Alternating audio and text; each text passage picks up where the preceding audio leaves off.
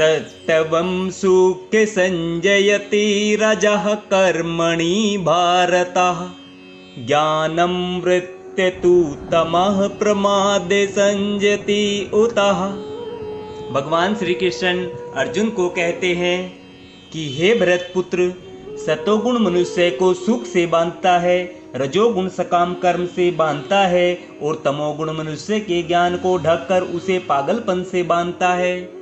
तात्पर्य समझेंगे। सतोगुणी पुरुष अपने कर्म या बौद्धिक वृत्ति से उसी तरह संतुष्ट रहता है जिस प्रकार दार्शनिक, वैज्ञानिक या शिक्षक अपनी अपनी विद्याओं में निरत रहकर संतुष्ट रहते हैं। रजोगुणी व्यक्ति सकाम कर्म में लग सकता है।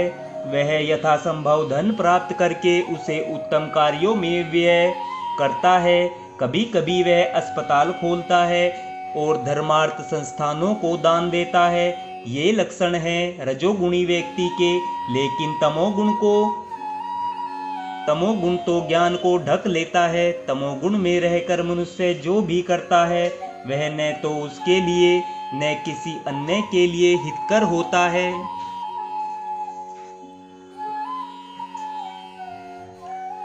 रजः तमः च अभिभूय सत्वं भवति भारतः रजः सत्वं तमः च एव तमः सत्वं रजः तथा। भगवान श्री कृष्ण अर्जुन को कहते हैं कि हे भरत पुत्र, कभी कभी सतोगुण, रजोगुण तथा तमोगुण को परास्त करके प्रधान बन जाता है, तो कभी रजोगुण सतो तथा तमोगुणों को परास्त कर देता है और कभी ऐसा होता है कि तमोगुण सतो तथा रजोगुणों को परास्त कर देता है। इस प्रकार श्रेष्ठता के लिए निरंतर स्पर्धा चलती रहती है। तात्पर्य समझेंगे। जब रजोगुण प्रधान होता है तो सतो तथा तमोगुण परास्त रहते हैं। जब सतोगुण प्रधान होता है तो रजो तथा तमोगुण परास्त हो जाते हैं। जब तमोगुण प्रधान होता है तो रजो तथा सतोगुण परास्त हो जाते हैं। यह प्रतियोगिता निरंतर चलती रहती है। अतएव जो कृष्ण भावनामृत में वास्तव में उन्नति करने का इच्छुक है उसे इन तीन गुणों को लांघना पड़ता है। प्रकृति के किसी एक गुण की प्रधानता मनुष्य के आचरण में, उसके कार्यकलापों में, उसके खान पान आदि में प्रकट होती रहती है।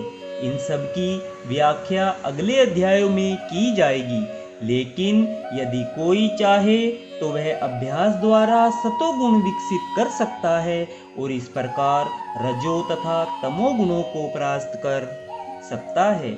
इस प्रकार से रजोगुण विकसित करके तमो तथा सतोगुणों को परास्त कर सकता है।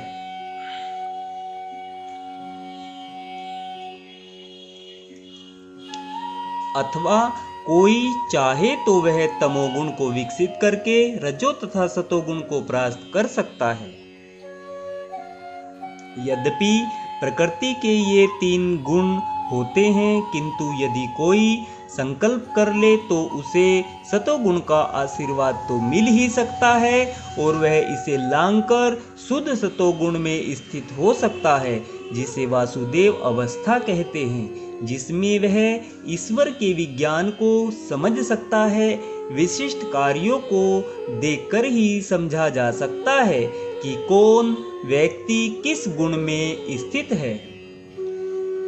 राधे राधे भक्तजनों, राधे राधे, जय श्री कृष्णा। आज हमने श्रीमद् भगवत गीता के अध्याय 14 के श्लोक नंबर 9 और 10 का आनंद लिया है।